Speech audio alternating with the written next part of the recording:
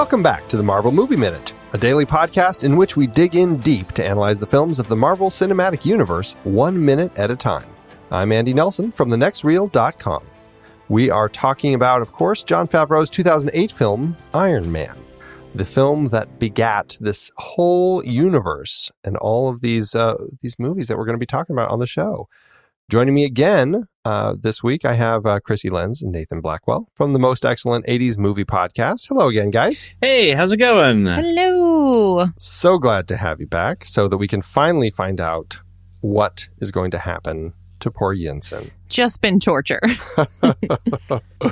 Well, on today's show, this minute, minute 32, starts with Raza pulling the old hot coal trick on Yinsen and ends with Tony auditioning, maybe, for Ramin Djawadi with a wonderful hammer and anvil performance. The old hammer and anvil. We were talking about that hot coal and that great moment, and we get that resolution.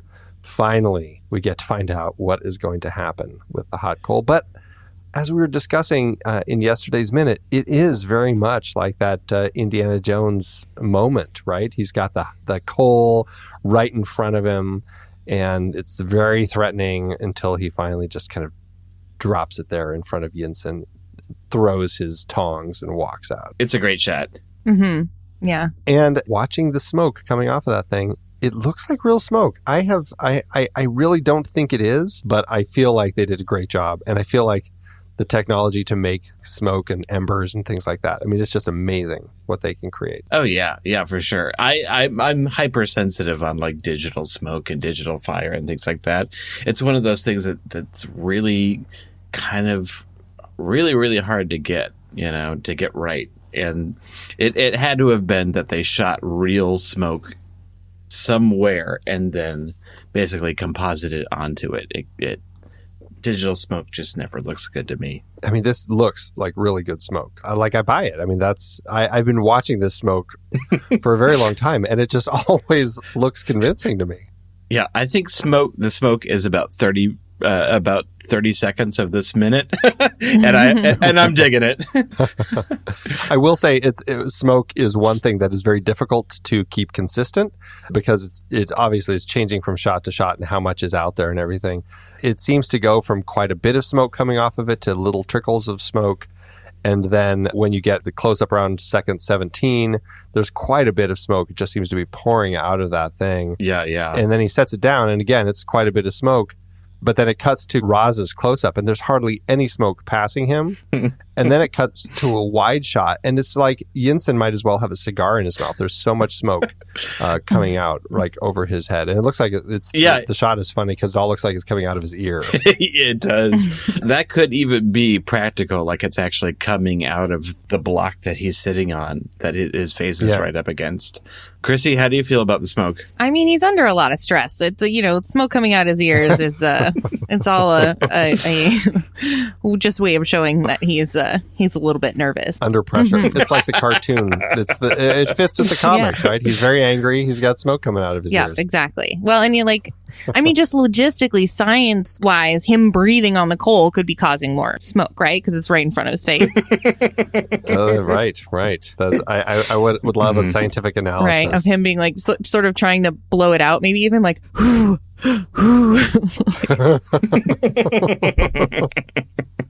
which is great. Although you can't see his mouth moving, so it's all coming out of his nose. Mm-hmm. He's doing a lot of heavy nose breathing, trying to blow it out. Mm-hmm. This is the big final moment of the threat in Urdu that we have as Raza is trying to get information from poor Yinsen here. As we ended our last minute, Raza was saying now, and then here he starts off saying, tell me. And then Yinsen says, you're Jericho. And Raza says, tell me now. Yinsen says, you're Jericho. Raza, tell me now. Yinsen says, you're Jericho. And then that's when Stark steps in. What do you want, a delivery date? That's pretty much the translation of that. So Tony definitely knows that Yinsen is definitely covering for him because he understands the Jericho part. Mm-hmm. Right. And this is where Tony really decides to stick his neck out for Yinsen. And everybody reacts immediately. Like as soon as Tony opens his mouth every gun is pointed at him. Everybody's yelling, and it's, that's scary too. It's clearly a lot for Tony. I mean, he's a businessman. He knows how to deal with people. Obviously, this has been a very different situation for him, but still, he's found ways to kind of deal and work through situations and create understandings. But this particular moment when he steps forward, it is pretty interesting to see, like, everybody kind of raise up their guns at him. Even Abu is right there with his, he's got the strangest move where he's just kind of throwing up his hand like he's best friends with him now and saying, no, stop. Like he's just saying stop, whereas everyone else is ready to shoot. And that's kind of funny because the way that they played Abu, I sent you guys the deleted scene. Mm-hmm. This kind of a deleted / extended / alternative scene that kind of composited several different scenes. The way that Abu was originally scripted and even shot in an earlier version of this film, he had created a much more jovial relationship with Tony, which was very strange to see as like Tony's washing his laundry and all this sort of stuff. He's kind of coaching them on their backgammon game. And so even though the relationship has changed, obviously, because now he's not getting shot as he did when Raza walked in and just killed him, they are still choosing to create I guess I would say the gentler terrorist of the group here, because he isn't pointing a gun at him. I don't know. Does that matter, do you think? It's nice that he has a different kind of reaction, that it's just not this uniformed everyone pointing a gun at him. He's like, whoa, dude, slow your roll, Yeah, and it definitely gives it a little more realism and texture that everyone's not having the same reaction. To me, it was sort of a kind of a response to Tony. Like, he's so bombastic and extroverted, that kind of feels like wherever he goes in life, even when people hate him, they love him. Right. So, like, to have even just one of the version of this terrorist group that interacts with him most. The assistant manager of the terrorists. Yeah. Assistant to the manager, right. And kind of take a liking to Tony. It feels real to me, just in the way that Tony, he has kept Rhodey on his side all this time, even though he treats Rhodey terribly. Like, there's something about him that makes people want to be on his side. And so, like, of course, he's going to convince the terrorists to be his friends. Yeah, right. And that's definitely something they amped up in the film more, because Tony was, he started off in the comic book a very kind of unlikable guy. He was a military arms dealer. He was a playboy. He was a billionaire. All these things that the comic book reading Vietnam protester type of people hated. And then Stan Lee turned him into this hero. And that was kind of great. But once they were through that, he was a pretty likable guy. He was pretty, everybody liked him, even Rhodey. And so it is nice to see here in the film how they've kind of really amped that up in this whole first act to really give you that sense that there's a lot that's not that likable about him, but there's still something that's hard to not like about him. It's an interesting character. Yeah, especially once he starts caring about other people. Yeah. Once he grows his heart. Well, and I think that's great casting, too, because Robert Downey Jr. just kind of embodies that without having to work too hard for it. He just has that, like, naughty charm where even if he is doing something terrible, he just has that twinkle in his eye that makes you still want to fall in love with him. Plus, with all the problems that he'd been having, it seemed like he fit in this world of Tony Stark very well. Yeah. We do get an interesting end to this scene when Raza, after he drops the coal and throws his tongs, he has that great moment when he says, "You have till tomorrow to assemble my missile." What's interesting about that shot, and tell me if I'm wrong, but it looks like the exact same shot that was the end of the alt version right after he shoots Abu, and you see him standing there with the gun, and then he lowers the gun and has that line. And I'm pretty sure it's the exact same shot from that scene. Oh, that's great. Yeah, good on them. It's always neat how you can take in the editing process, how sometimes you're just backed into a corner. It's like, oh shoot, we really need this moment of this person reacting to this, and you just pluck it in from something that isn't that exact moment just to make it work. What's interesting about that is you have the two versions of the scene as it plays out with the same shot.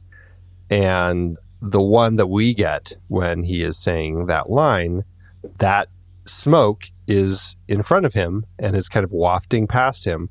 So that's a great way to tell that, hey, look, there's the digital smoke that they did add specifically for the scene because it plays in a totally different spot in the film. Pretty interesting. For sure. Yeah. You got good eyes. When you start watching these movies like a minute at a time, it's just like scrubbing through like second after second. It's like, oh, look, okay. Yeah, it's crazy how the things that I've started to notice as I look through these things. That's great. And then, okay, so then we have this this transition. We've got this threat. We've got this timeline that has now been set by Raza, where he's got until tomorrow, which is a very short time to finish the missile. Yeah, I think that's just poor management. Well, it isn't a lot of time to finish a missile. Yeah. No. Well, although theoretically, I mean, the script has where Tony has been here well over 3 months. And so I guess I can say, I feel like I'd probably see a little more of some form of a missile laying on the table. Although, guys, we need to have a meeting.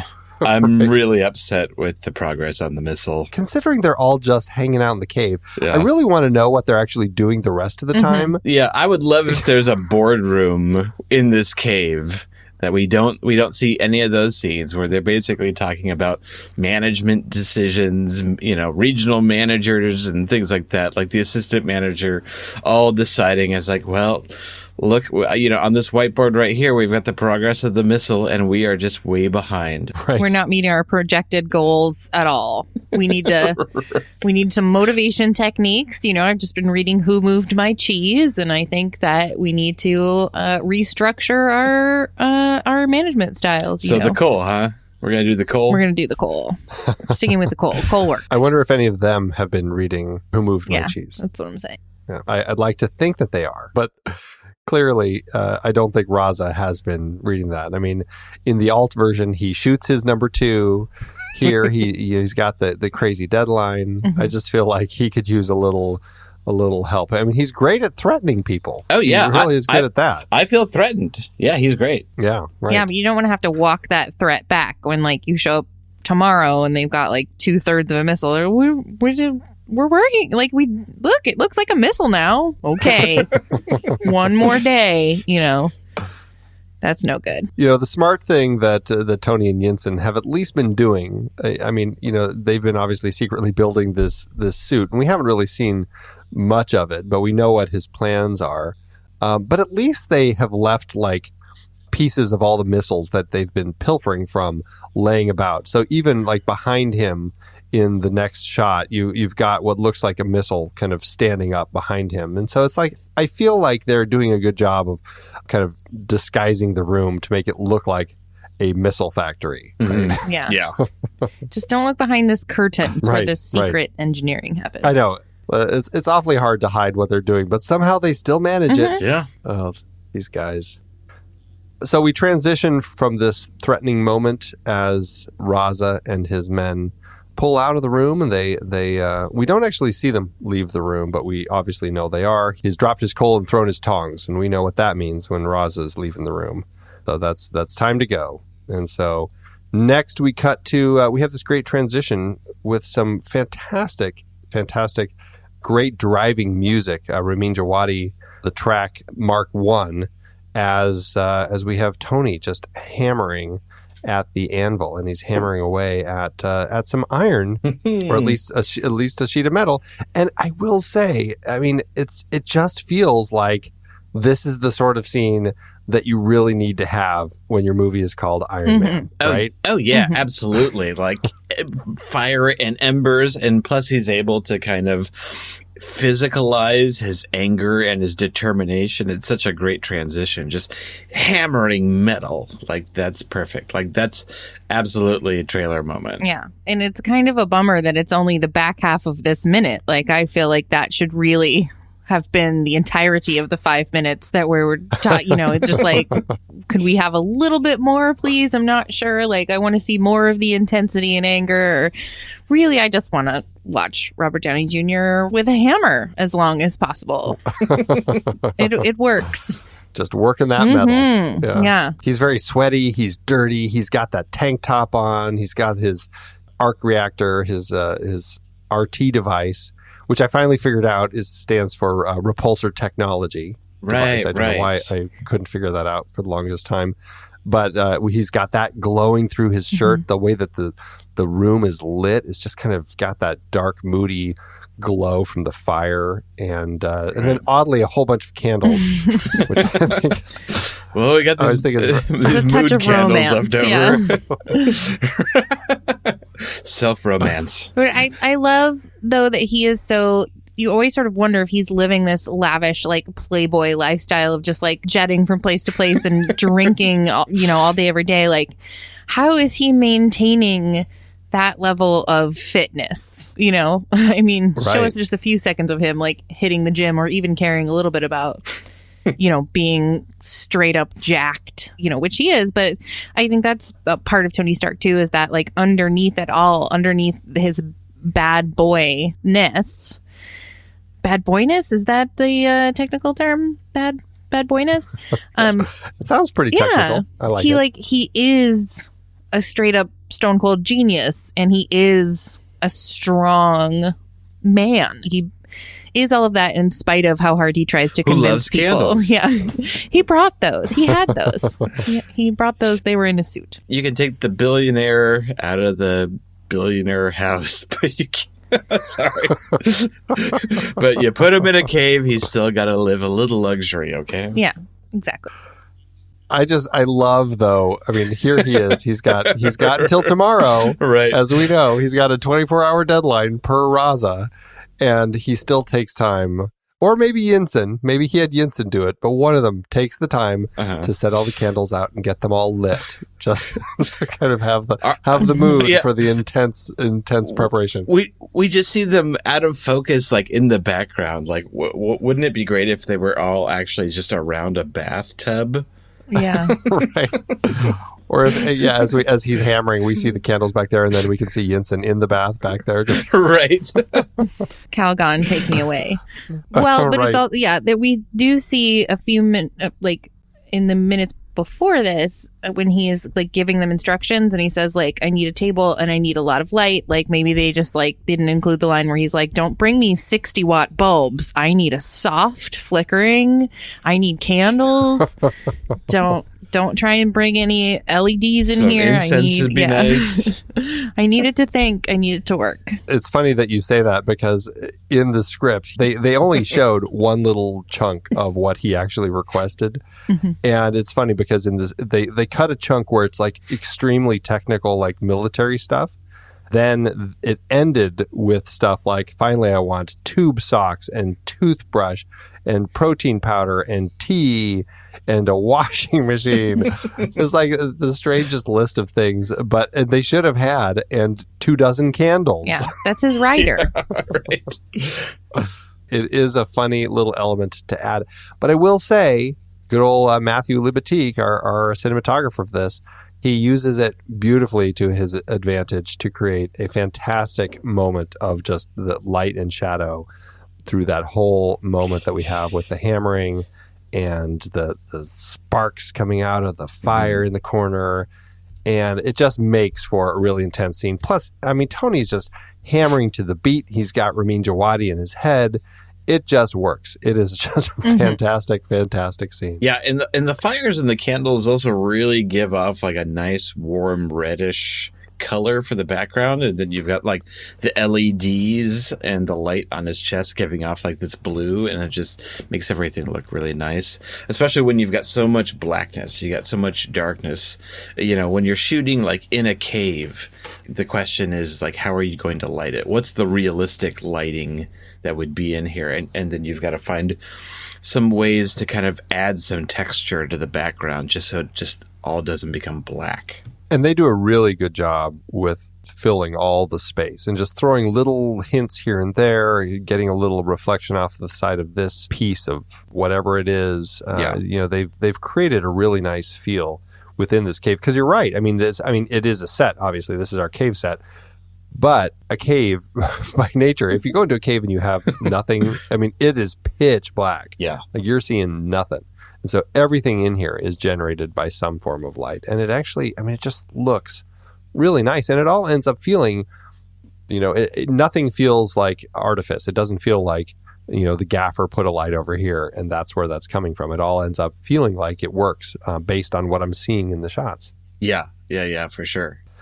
Now, were either of you Iron Man readers of the comics? No, I was more of a Spider-Man reader, and then they crossed paths a lot. I knew the general gist of him, but none of the specifics. I was not familiar with Iron Man before this movie came out, or the buzz sort of started coming out for this movie in back in the day. Like, I'd heard of and read a teensy bit of some of our major heroes, but yeah, Iron Man was a little too deep in the scene for me. I was an X-Men girl. Ah, gotcha.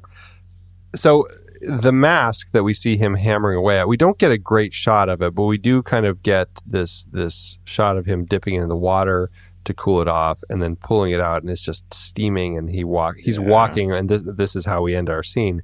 He's kind of walking it somewhere, and we kind of get a glimpse as to what it is. We kind of might know what it is. And we can talk about it more, I guess, in tomorrow's minute.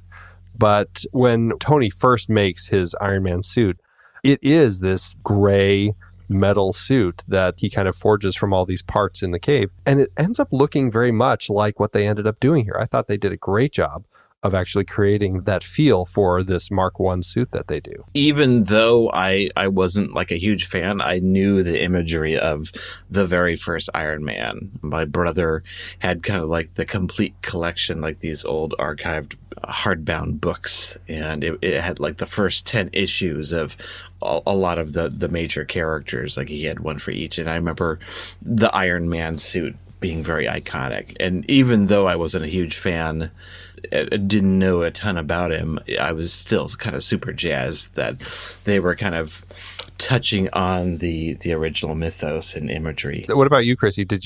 What did you think of this suit and this idea of seeing this metal man being birthed before our eyes? I love it. I loved it. I love everything about how they present it to you and the way that they reveal it. And I think all of the sort of moments where something, you can feel it, even if you can't recognize it based on knowing how it looks in the comic or how it's revealed in the comic, you definitely get a sense of that, of like, oh, okay, this is an important moment. That's an important image. And especially when you see it in a theater with a bunch of other people, you can like feel it in the air, like, oh, this is something that's like really meaningful and iconic, and they're doing a great job of showing it to us in a really exciting way. But also, if you don't have that knowledge, it's still just as powerful and instantly iconic. The people who get the reference, they shouldn't be the only one that gets the value out of the experience. Right. That's exactly it. It shouldn't be like a deep in joke. It's still got to be satisfying if you're coming at it and you've never seen a Marvel movie. In fact, everyone at this point had never seen a Marvel movie. And just that you get the primal experience of what the character is going through and what this thing means. Mm-hmm. And I thought it was really effective. I had never read anything of Iron Man. I knew who Iron Man was as a character, but I had only ever seen him in just kind of what we will soon in the film come to know, kind of that red and gold suit. Mm-hmm. That's all I ever knew of Iron Man. So I didn't know anything about his history. And I just remember when I first saw him creating this suit and putting it on and stuff, I'm like, oh, that's just a genius way to have this work, where he creates this early version of the suit that leads to the other one. And I didn't even realize that that's how it worked in the comic book. So I mean, as somebody who had never read it, like you guys are saying, it worked incredibly strongly for me. And I found that the way that Favreau and the writers chose to kind of build it and tell it, I just found it to be an exciting reveal that worked perfectly. It's very primal. I mean, all the metal, it has dents and it's made out of things that from his environment. It's a great kind of introduction to his eventual robot suit addiction. Yes, I can't wait to talk about that in a good number of years when we finally get around to Iron Man 2 and 3 and beyond. Now, there is an interesting scripted bit, actually, that happens while Tony is banging out the mask.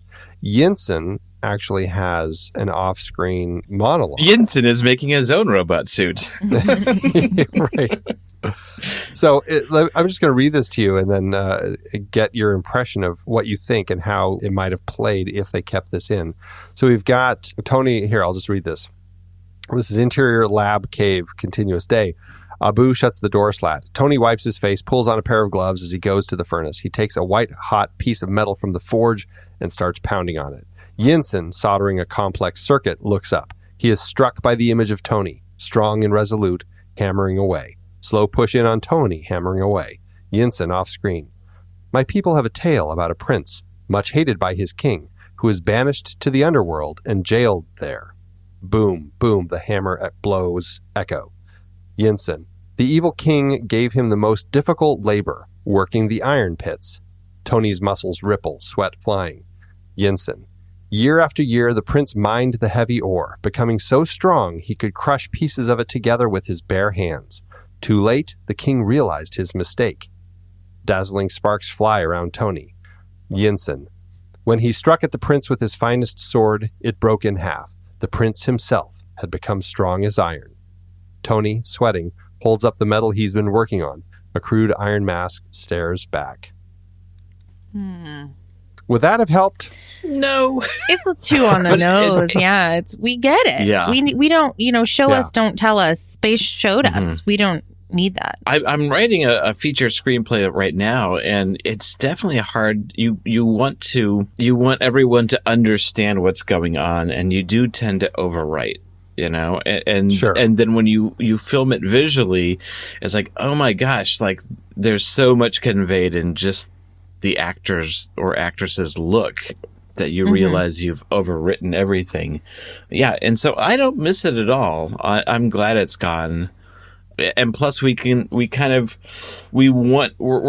turning a corner and moving into the energy of Tony's decision, of Tony's new direction, and we don't want to slow down at this point. We want to speed up. Yeah. The music gives us the driving beat, and I don't think we really need anything else. I will say, I do find reading a script and having bits like this in there really help inform the tone of the scene, and it gives a good sense of what the vibe is, perhaps. And I feel like it helps the director, it helps the actors really kind of get in tune with what we're trying to do. But like you said, those are the sorts of things that it helps in the writing and the reading, but it doesn't necessarily need to be there in the finished piece. And I'm really glad that that's not here, even though it's fun read. I like reading it, Yeah, for sure. And it could even be sometimes you do have to add in a little explanation just for the read, and then you hope that you don't shoot it, because again, just figuring out what's too much, what's too little, and too much description and carrying the read and the information on the screenplay. I just, from my experience personally, a lot of people I find will skip description and just go and read the dialogue. Oh yeah, for sure. Yeah, right. And this dialogue specifically is like, you get it? He's a man who's strong as iron. Do you get it? You get it, right? We all get it? Okay. Oh, I didn't read the part where Yinsen winks at the camera. I don't have anything else for this minute. What about you guys? It's a good minute. No, I think I'm good. I'm wondering. So I'm wondering where some of the metal comes from, and he dunks the helmet into like kind of a tin can. It'd be funny if like the room just had like 30 of these like tin cans in it, and that's what he assembled the whole uniform out of. His uniform. Yeah, it would be nice to see eventually he's going to take that can, dump the water out, and that would be his leg or something. That's the upper thigh. Right. And all over it just says Folgers. Yeah. Up and down. Yeah. Up and down his uniform. Product placement. Yep. Yeah, get the product placement in where you can. Well, you guys, thank you so much for joining me on today's episode of Iron Man, chatting a little bit about the show. Thanks for having us. Now, do you guys want to remind everybody where people can find you? Yes, definitely. We are co-hosts of a podcast. It's called The Most Excellent 80s Movies Podcast, where we watch our favorite movies from the 80s and look at them with modern eyes and sort of see what we still like and don't still like about them. And of course, that's found everywhere podcasts are found. What should people search under to find it? Most Excellent 80s or Most Excellent 80s Movies Podcast. And it's on mostexcellentpod.com. Do you guys feel like eventually you're going to hit a point where you're going to have to start talking about the 80s movies that you never liked? Oh, yeah. We've already started that. Okay. We've already dipped a toe in those waters. Yeah, we've been trying to. We didn't want to go after like the obvious ones. Like we haven't touched on any Star Wars films or Raiders Lost Ark. We've been kind of mining for these weirder experiences that we had that just kind of stuck in our brain, and we wanted to kind of revisit those experiences. Sometimes we'll watch movies that neither of us have seen, or just one of us has a strong opinion about it. For example, Krissy has a really weird experience with E.T. I hate it. Oh, really? I don't like you it. hate it? I find it terrifying and awful and scary. I mean, I get that. It's a good movie, but I do not care for it. Wow, okay. On the other hand, I love the movie Mannequin and think that everyone should see it. Boy, there's one I watched a lot when I was a kid. Yeah, it's terrible. Oh, so it's no good. Yeah, I haven't seen it since, but I loved it at the time. Yeah, that was one for me that I had never, ever seen. And so I saw it for the first time for the podcast. And it's definitely entertaining for sure. I just remember, what was his friend's name? Oh, was it Hollywood? Hollywood, yeah. Yes. It was amazing. Great movie. All right, everybody. Well, that is it for today's show. Thank you again for tuning in. Make sure you subscribe to the show for free at marvelmovieminute.com. Join us over in our Discord chat room and follow us on Facebook, Twitter, and Instagram at The Next Reel. And if you like what we do and you want to support us and get some cool stuff, become a patron over at patreon.com/thenextreel. Until next time, true believers.